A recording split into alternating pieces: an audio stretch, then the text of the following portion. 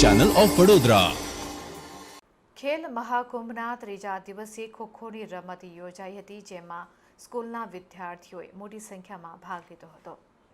ખેલ મહાકુંભ 2.0ના ત્રીજા દિવસે ગુજરાત સરકાર રમતગમત યુવા તથા સાંસ્કૃતિક પ્રવૃત્તિઓ વિભાગ ગાંધીનગર તથા sports authority of Gujarat Gandhinagar આયોજિત ગુજરાતના તમામ જિલ્લાઓમાં ખેલ મહાકુંભ 2.0નું આયોજન કરવામાં આવ્યું છે।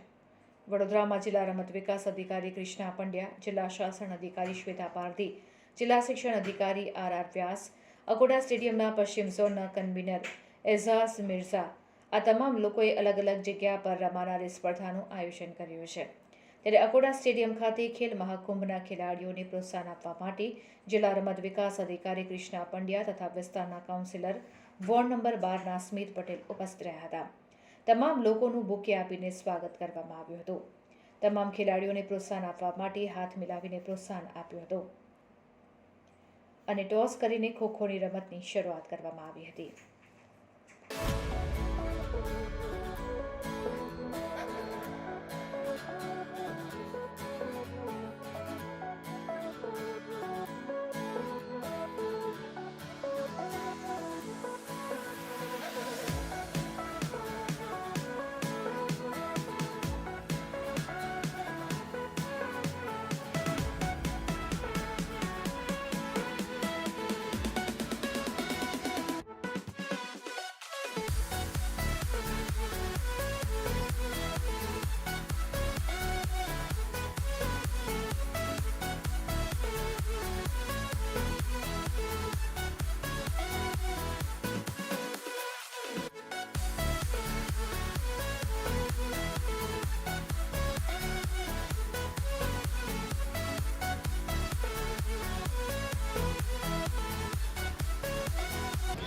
આજે અકોટા સ્ટેડિયમ ખાતે ખેલ મહાકુંભની સ્પર્ધા ચાલી રહી છે।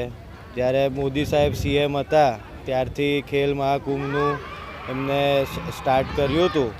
એમનું એક વિઝન છે ખેલેગા ઇન્ડિયા તભી બઢેગા ઇન્ડિયા, જે આજે જે યુવાઓમાં જે ઉત્સાહ જોઈ રહ્યો છું, જે રીતે બધા દરેક સ્પોર્ટ્સમાં યુવાઓ જે યુવતી છે, જે સ્ટુડન્ટ્સ છે, બધા જે પાર્ટિસિપેટ કરી રહ્યા છે એનાથી બહુ આનંદ થઈ રહ્યો છે।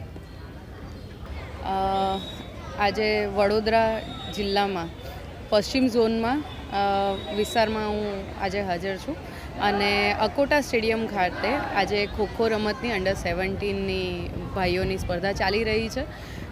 એ જ રીતના વિવિધ ઝોનમાં મહાનગરપાલિકામાં અને તાલુકામાં વડોદરા જિલ્લાના ખોખોની રમત, કબડ્ડીની રમત, એથ્લેટિક્સ, ચેસ, રસ્સા ખેંચ જેવી 7 રમતો માં 19 તારીખ સુધી લોકો ભાગ લેશે અને ત્યારબાદ જિલ્લા કક્ષાની સ્પર્ધાઓનો પ્રારંભ થશે।